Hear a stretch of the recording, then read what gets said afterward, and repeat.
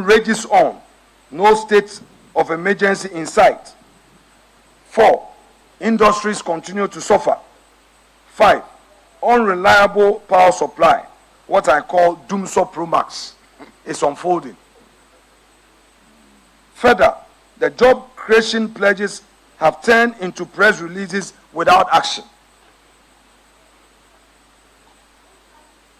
The cocoa prices, the farmers who were promised that 3,000 per bag of cocoa was going to increase to 6,000 per bag, have also been disappointed. And the slight stability of the cedi, now claimed as the Mahama miracle, is nothing more than a byproduct of a weakening US dollar on the global stage. This, fellow Ghanaians, is not a matter of political disagreement. It is a matter of deliberate national deception. And as you are well aware, this is not just a speech, it is a call to remembrance and resistance.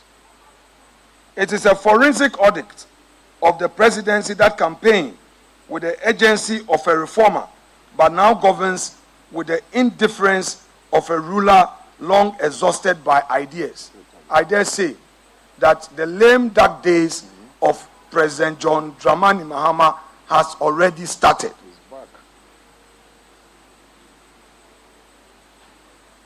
Today, what we urge Ghanaians to do is to rise up to defend the Republic. And above all, what is happening today is a clear warning. And we will not sit quietly while the will of the people is traded for political convenience. Now the 120 days are over. The promises have collapsed. The excuses have run dry. The reckoning must begin. Let it be said plainly to every Ghanaian. You were not given a reset. You were sold a recycled failure. And now the clock has run out. Accountability must take center stage. Let history record this moment, not as a dawn of renewal, but as a day the veil of betrayal was torn away. Now, let me give you the details. The promise of constitutional fidelity. Today, the executive has broken this promise. What we experience now is executive lawlessness. On his inauguration day, His Excellency vowed, quote, "I shall strive to exercise sound judgment and be willing to act timelessly to resolve our challenges," end quote. But when faced with a clear breach of Article 286, when his appointees failed to declare their assets before taking office as constitutionally required, he did not act lawfully. He invented a bizarre punishment, a 3-month salary forfeiture, no referral to the Commission on Human Rights and Administrative Justice, no investigations, no accountability. What the president did was not a legal remedy. It was a constitutional betrayal. By failing to uphold the law, the president brought his own oath and the entire presidency into disrepute. Now they also pledged of security. They themselves, by their own actions, have undermined this through their neglect and the military politicization. In his inaugural address, Mr. President personally said that he was going to secure our sub-region and, quote, "We must work together to keep our sub-region safe," end quote. Yet under his own watch, Boku bleeds. Boku bleeds. The president offers neither decisive intervention nor compelling empathy. I repeat, today, Boku bleeds. The president and his government offer neither decisive intervention nor compelling empathy. Instead, this government has destabilized our armed forces, pegging seasoned, loyal, and trusted officers and replacing them with partisan subordinates. The fact is, the government is not protecting the state. The government is politicizing its spine. A commander-in-chief who weakens his own forces in a time of crisis is not a leader, we dare say. Environmental commitments eclipsed by Galamsey retreat. President Mahama promised Ghanaians that he would act decisively and swiftly as our country's leader. In his might-trumpeted social contract with the people of Ghana, President Mahama solemnly pledged, quote, ban illegal and new mining activities in forest reserves, roll out our Tree for Life and Blue Water Initiative to heal and sustainably harness the environment, end quote. And yet, illegal mining has flourished under his silence. Foreign nationals caught in Galamsey operations are deported, not prosecuted. Contrary to the campaign promises, the promised repeal of the LI 2462 remains unfulfilled. The rivers continue to run red. The forests are gashed open. And the president who accused Nana Akufo-Addo's administration of inaction on illegal mining and promised decisive action offers excuses. The government's inaction on illegal mining is not just disappointing, it is a betrayal.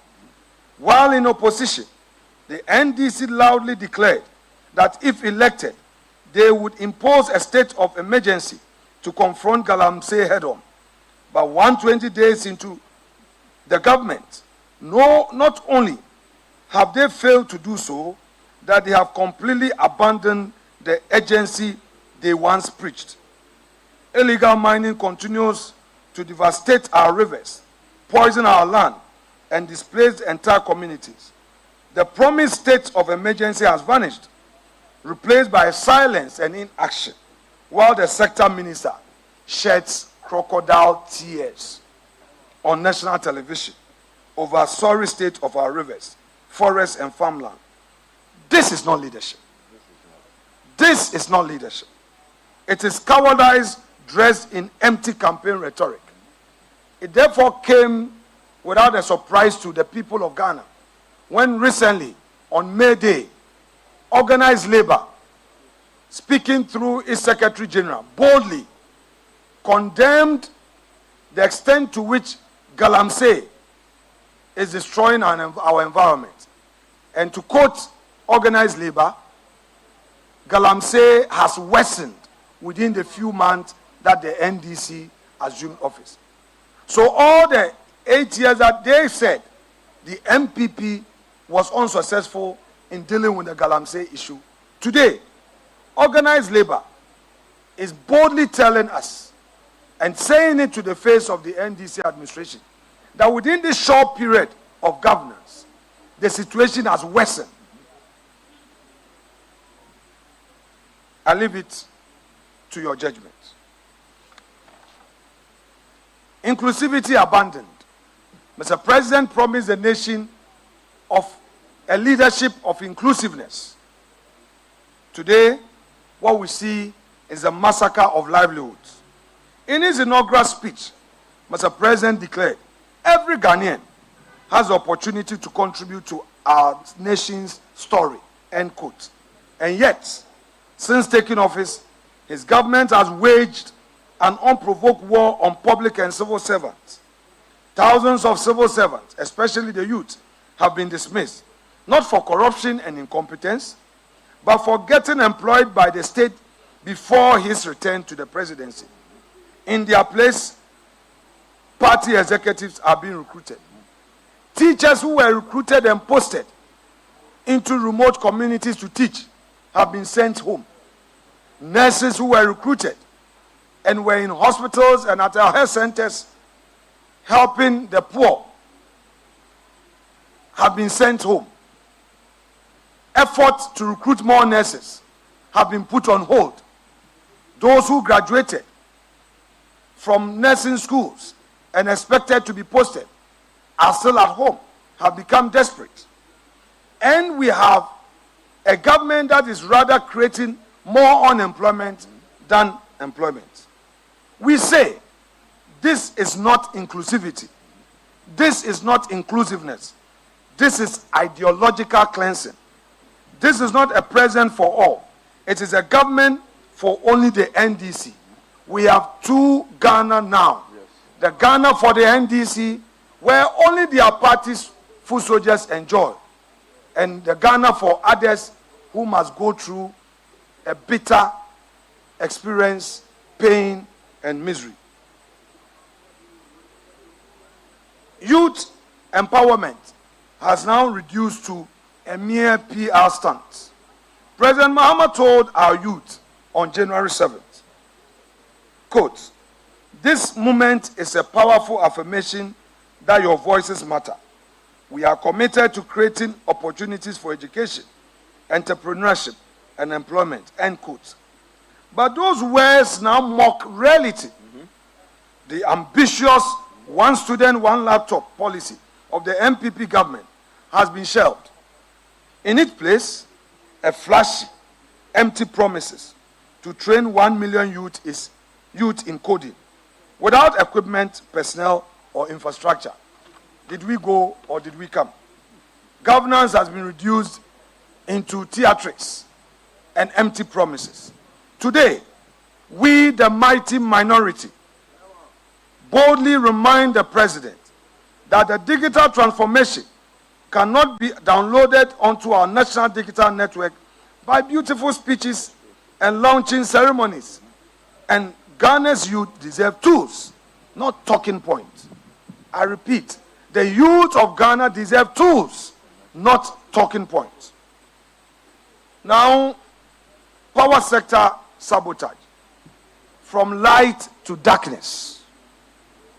From light to darkness. When Ghanaians say, "Let there be light," the NDC say, "Let there be darkness." So we have a Doomsaw Pro Max. Darkness, darkness, darkness. Mr. President promised to fix Ghana's energy crisis. He accused his predecessor of failure. Although NPP came to meet Doomsaw and fixed the Doomsaw, yet during the campaign, Mr. President and his party rather accused NPP of not keeping the light on.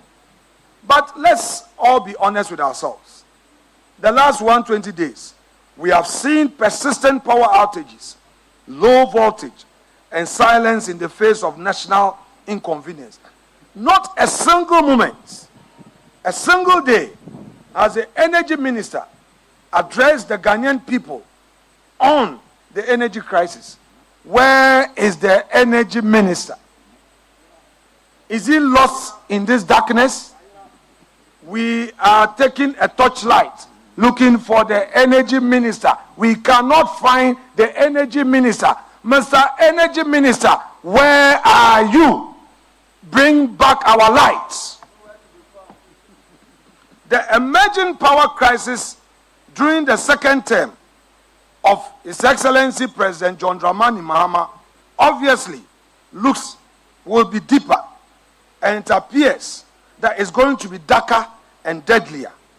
Across the country, businesses are gradually grinding to a halt, industries are scaling back production, and hospitals are struggling to save lives without consistent electricity. Yet they go to the hospitals and all they know is sacking the chief executives. Sack them. Sack them. Sack them. That is all that the ministers are doing. Targeting chief executives and sacking them instead of putting on the lights.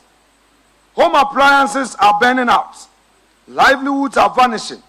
And the national mood is collapsing under the weight of government inaction.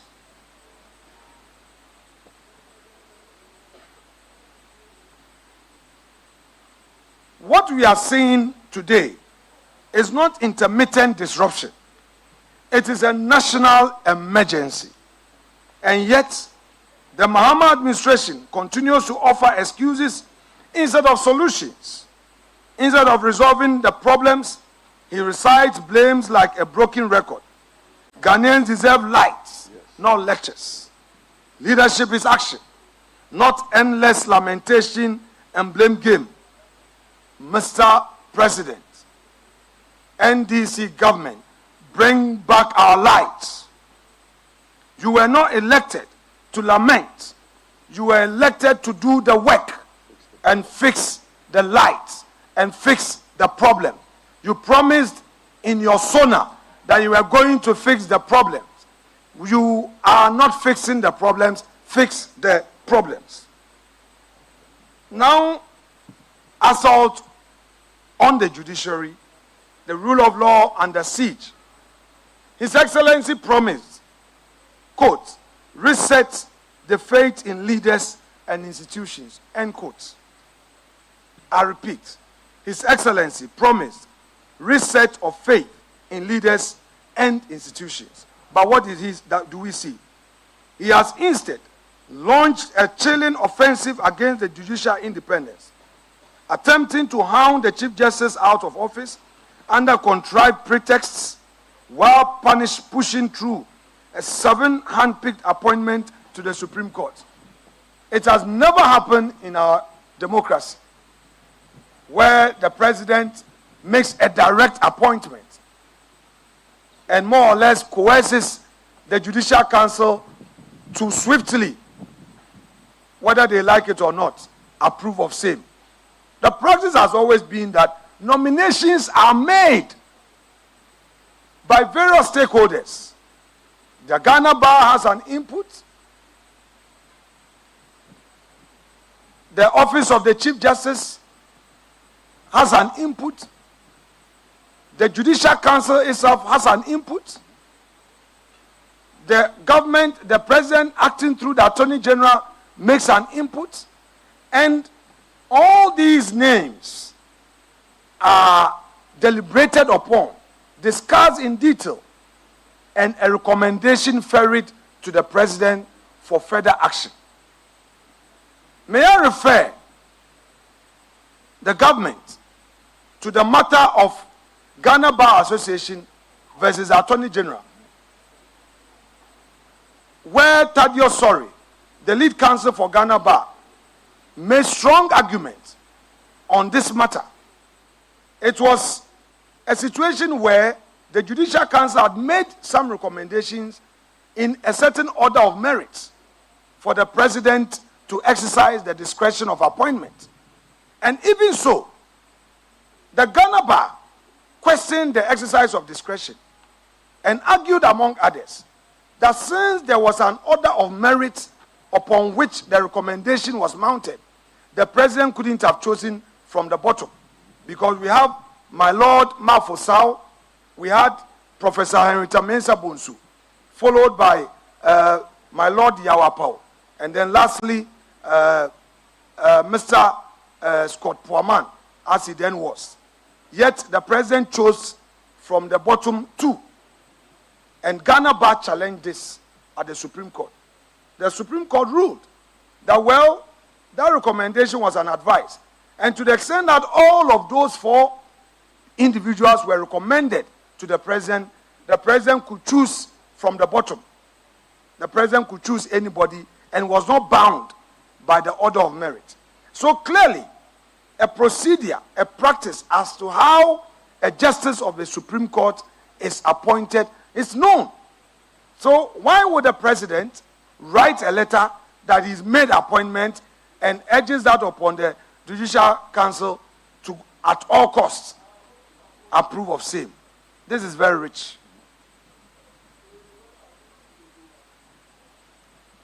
The president and his government are not on a journey of reform. They are doing court packing. This is dictatorship disguised as democracy. And we, the minority, will not stand for it. Now, they are silencing dissent. The return of iron fists. They promised that they will allow free speech. But today, even political opponents are threatened. They will send their attack dogs on radio. When they think that you are being critical of them, they start to threaten you. Even journalists come under attack. The Secretary General of TUC, who boldly echoed the views of organized labor, is under attack. Even the views expressed by GBA also came under attack. And then they find a way of using social media to spread fake news and falsify information and crush genuine views expressed to shape governance. But let me remind Mr. President that in his own inaugural address, he called for accountability and promised to fight corruption. Yet, as I've already said, journalists are being harassed. Opposition MPs, like my brother John Intim recently became a target because he had raised a critical national issue, which required the security agencies to engage constructively. They personalized it and they made him a target. It was an eyesore when they unleashed NIB officials at his residence, wielding guns and wearing masks. Did we go or did we come? What we are experiencing is another vendetta, and this is not justice, an opportunity for all Ghanaians, rather persecution. They promise constitutional reform, but we don't trust them. What they are doing is not constitutional reform, but they are attempting to create a Trojan horse for perhaps, if not lifetime presidency, a third-term presidency. Already, we have heard the national chairman of the NDC complaining bitterly about the internal struggle for succession. The NDC is abandoning governance and rather thinking of their party interests. Why would the national chairman, no less a person than Mr. Asedu Nkatia, boldly go on radio in less than 90 days be talking about that internal problem? We are also aware that another group in the NDC are pushing for a third term for President Dramani Mahama. Is the reason why, instead of the promised governance and constitutional reforms, we are seeing a new agenda. What we know is that there is a sinister and diabolical plot firmly underway to tighten the president's grip on power and prolong his days in office. So they knew that the firmness of the Chief Justice will not allow this. So they started to unleash the attack dogs on the Chief Justice to try and clear out of the way so that they will have their way. But we, the minority, today tell the NDC government they will never have their way. We see diabolical schemes. We read the signals. And we say this clearly. Ghana is not a monarchy. We will not be ruled for life. We will not let one man's desire for autocracy and unchecked power rewire the constitution to suit the ambitions of a desperate party. So the hawks in the NDC, who are so power drunk and are pushing through this third-term agenda, let them stay their hands. The other hawks in the NDC, who are thinking succession and are not making it possible for the president to govern, and all they care about is their internal struggle for who succeeds him, we are telling them too that they are hurting the country. The government has already entered its lame dark days, looking at all the signs on the wall. This is affecting the ordinary people, and they should wake up to the reality of their bona fide governance. Governance. Governance. We are wide awake. The NDC should not be under any false impression that with their 183 plus others in parliament, they will find a way of forcing their way with very unconstitutional reforms through parliament. The mighty minority will not allow them to have their way. We will stand firm with the people of Ghana and fight all illegalities in parliament. We trust that Mr. Speaker would accord us the necessary support to air our views on the floor of the House. Now, let me turn my attention to the private sector. The NDC is collapsing the private sector. The government is punishing producers. On the day of his inauguration, Mr. President called on business leaders to help him shape, quote, an environment where creativity thrives and where fruits of their labor contribute to the collective welfare of our nation, end quote. But 120 days, that appeal has cuddled into betrayal. Businesses across the country, small, medium, and large, are suffocating. Why? Because the very government that promised partnership has become a predator. Yep.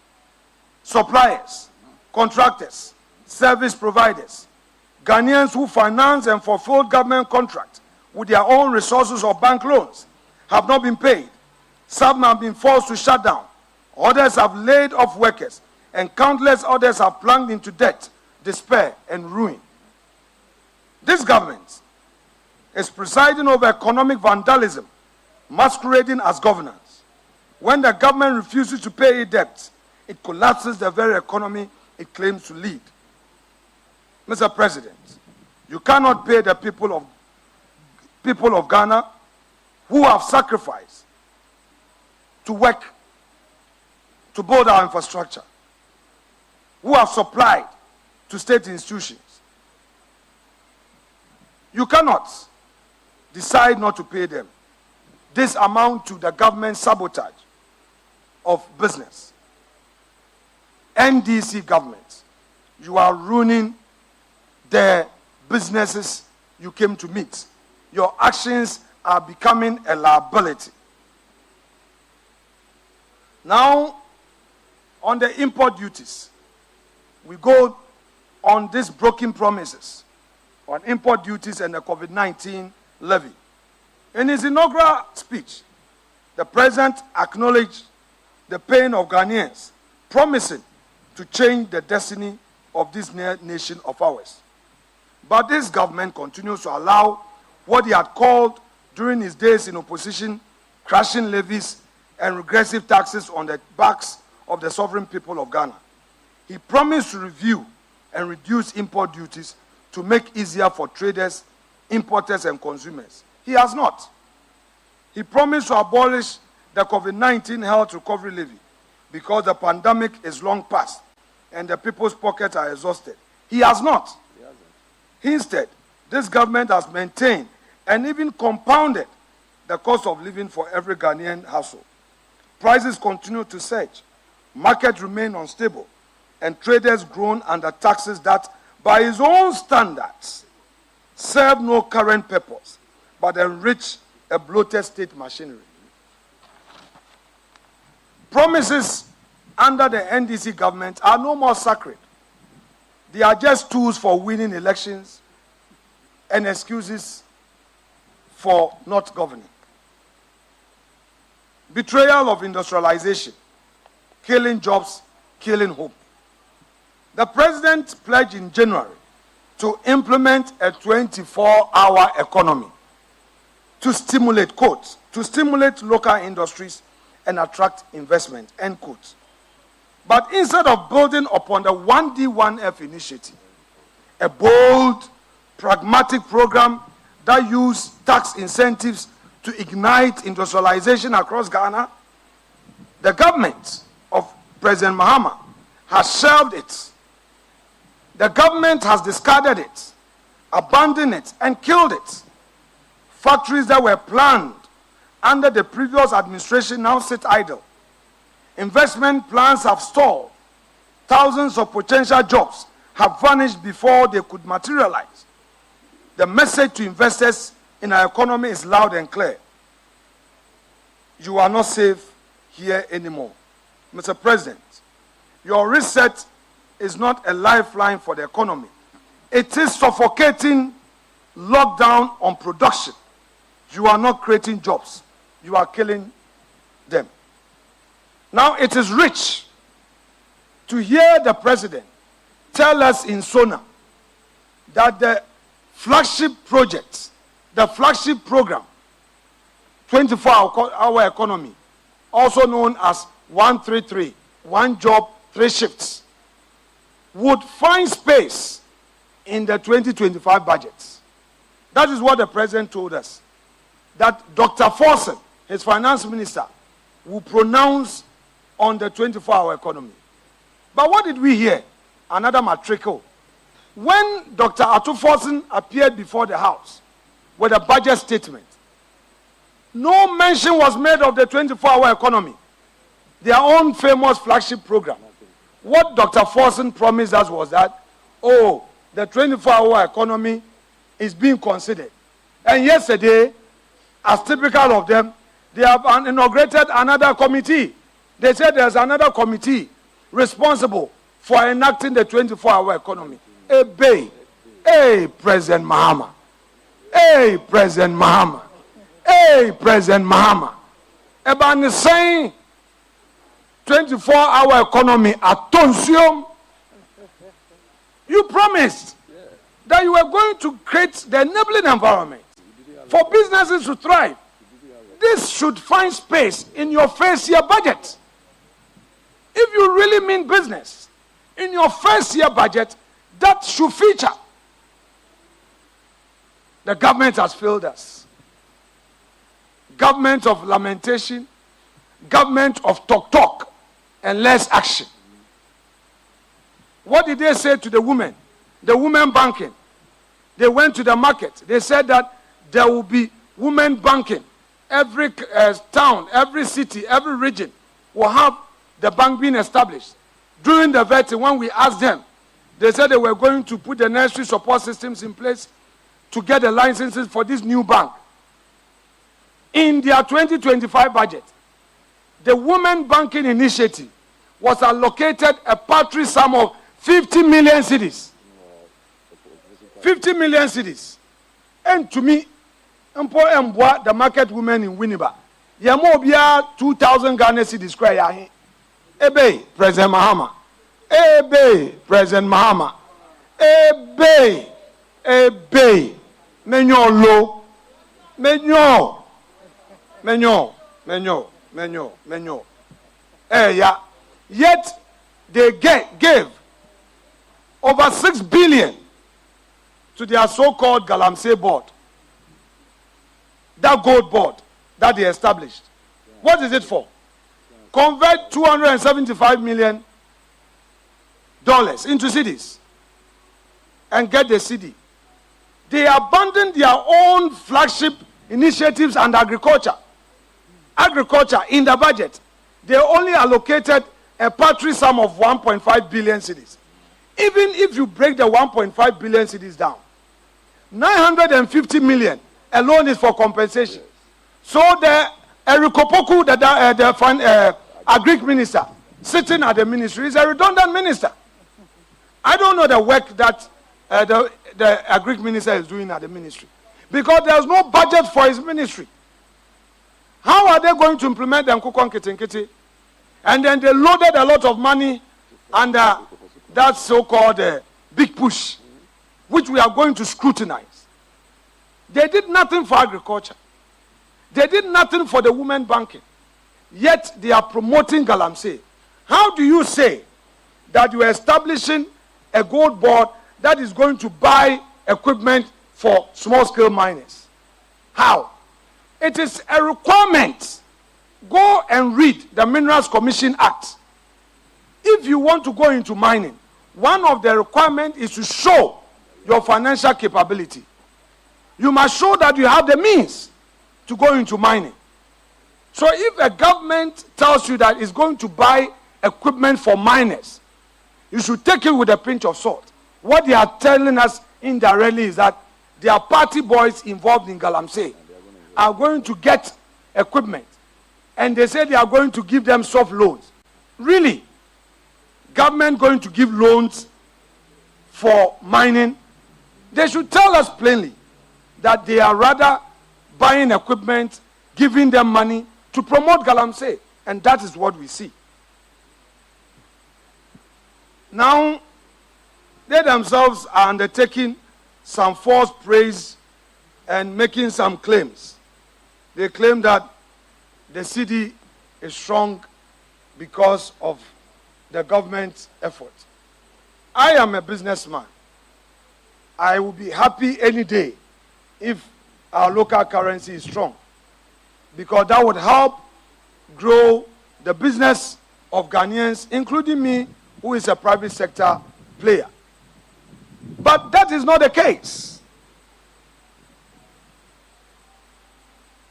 In this government administration, we know, all they know is Dissent. They are claiming credit for what they have not achieved. We know on the global stage, the US dollar itself is having its own challenges.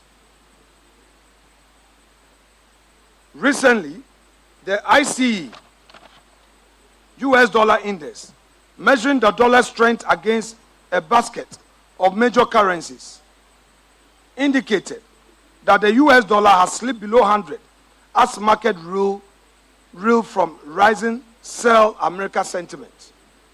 The dollar is weakening not because the cedi is strong, but because investors are losing faith in the greenback itself. As Nigel Green, CEO of the VIA Group, warned just last week, quote, "Dollar dominance is being critically diluted. Trump's erratic tariff policies, investor disillusionment with US equities and bonds, and global power realignment are fueling this slow but seismic shifts," end quote. So this is not an NDC miracle. This is a global monetary turbulence. This is currency recalibration on a planetary scale. So I'm telling the finance minister, go and pay the suppliers. Go and pay the contractors. The contractors must get back on the road. Government construction project must resume. Pay the contractors and stop holding back people's money. Now, there may be some few steps forward. We, as a responsible minority, will be objective. What are those few steps forward? Well, we are aware that they managed to take away the e-levy, betting tax and emission levy, that they have said so. But the real issue is that the promise of no academic fee policy for first-year students, they continue to talk about it. Have those students had the refunds made? When Akufo-Addo promised free SHS, it was contained in his first year's budget. Students were not asked to pay for later refund. No. They promised Ghanaian students in the university. What they are telling them is that, we are going to do it. But it's not a talk that we are after. We must equally be clear that some of the achievements that they were talking about yesterday fall far short of the scale and the urgency of the promises they made to the ordinary Ghanaian. You can't just talk about some few achievements that in real terms have no impact on the economy. If you want to talk about achievement, talk about achievements that have made profound impact on the economy. And we invite them to a debate. Their lucky parliament is on break. But we hold on to our submissions and deal with them on the floor of the House. They should tell us the so-called achievement. What real impact have these achievements made on the economy? Zero. Let me quote a policy analyst, Michael Kosi Dede. He noted on Channel 1 TV, only 9 on Channel 1 TV, that only 9 out of 26 items in President Mahama's 120-day contract have real substance. The reset, he said, are, quote, largely symbolic and cosmetic. I couldn't have agreed with him more. I adopt this submission as though they are mine.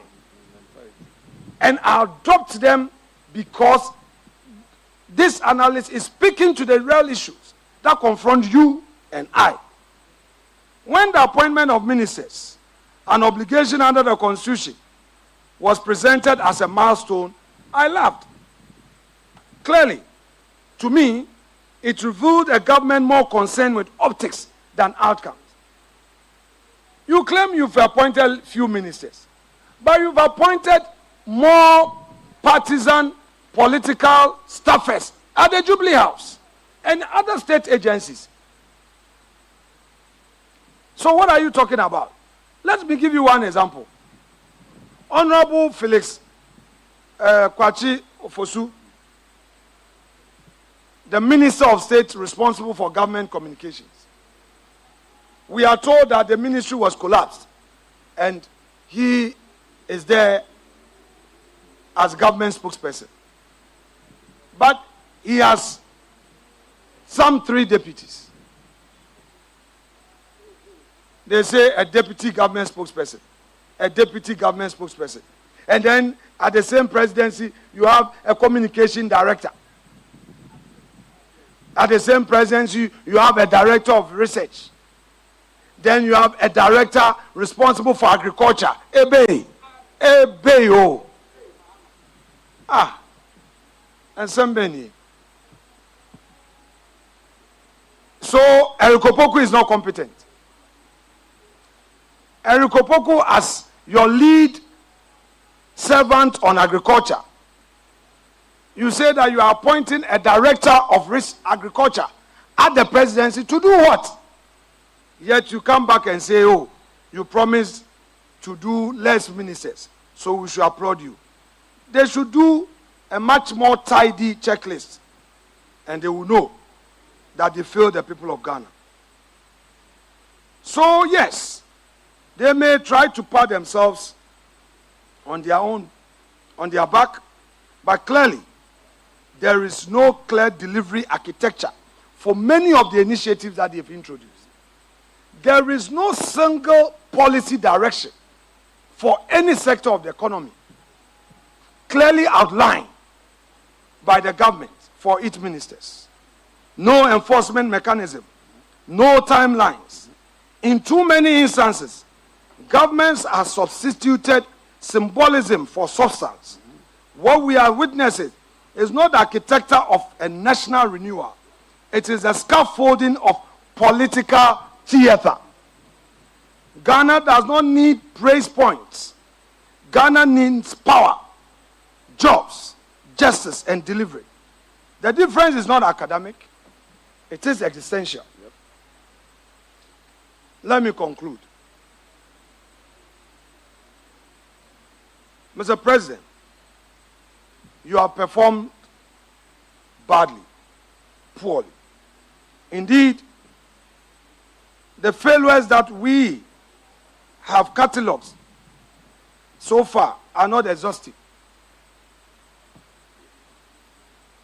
The cocoa farmers, under MPP, cocoa price per bag was 3,000. They promised to increase it to 6,000. We had it at 3,100. They said they were going to increase it to 6,000. Today, they have reneged on that promise, and they tell us that they didn't know the scale of the challenge. Really? So they didn't know and they were promising. We don't need symbolic gestures. They are only engaged in such practices and neglecting the structures. The deeper you look, the more you find that this government does not aim to transform, but they are engaged in a regression wrapped in rhetoric. Mr. President, you promised truth, but so far we are seeing evasion. Mr. President, you promised inclusiveness. Today, you are serving us with exclusion. Your Excellency, you promised partnership. But what we are experiencing from your government is punishment. You promised prosperity. What do we see today? Paralysis. NDC, I say to you, you've broken your promise. You have abandoned your own sacred oath as a government.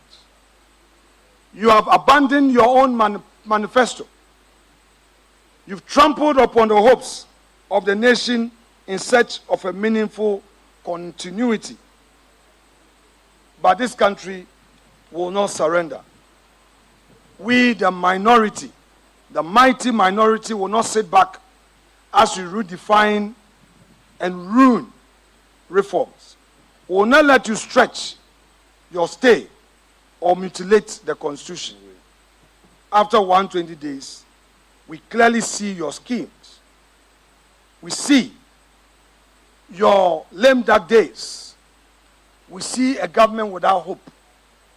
We see bitterness along the way. But we promise the people of Ghana that we will stand by you, we will stand with you, and we know that come the next cycle of elections, NPP will have an opportunity to reset this country on a positive footing for a better Ghana. Thank you so much indeed. Yeah. May God bless our homeland Ghana and make us great and strong.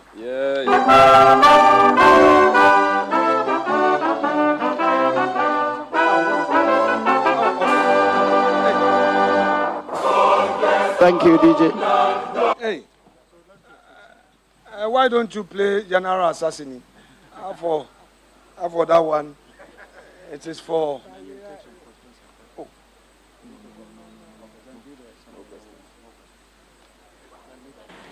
General Assassin,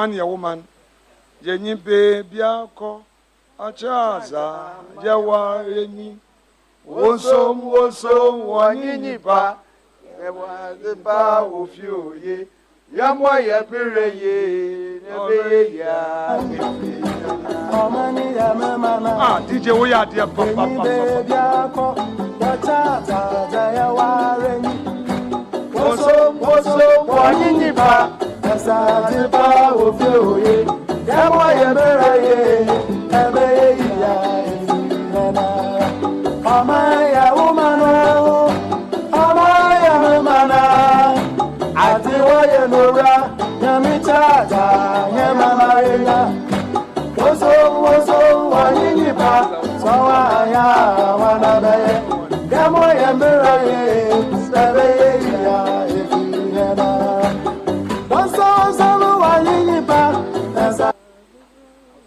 Nti mponcho yen akan stations no ewiabri Anope, Ahen, Edom Kuma, your parliament, Yanyan party, and painful.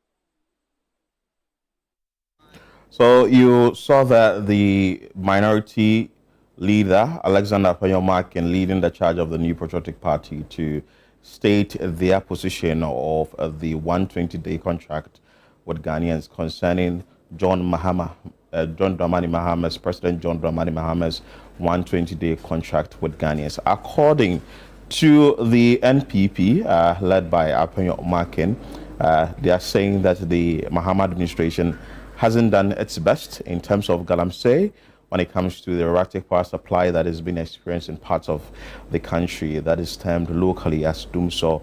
It comes to the revocation of appointment or sacking of individuals from their various offices or workplaces as a result of the employment after the December 7 elections, among other things. So they are scoring the NDC government 0. That is what Apanyomakin is saying. But we've been bringing you this from the NDC headquarters. You have been watching this live on Channel 1 TV. My name is Philip Nilate. Keep watching Channel 1 TV.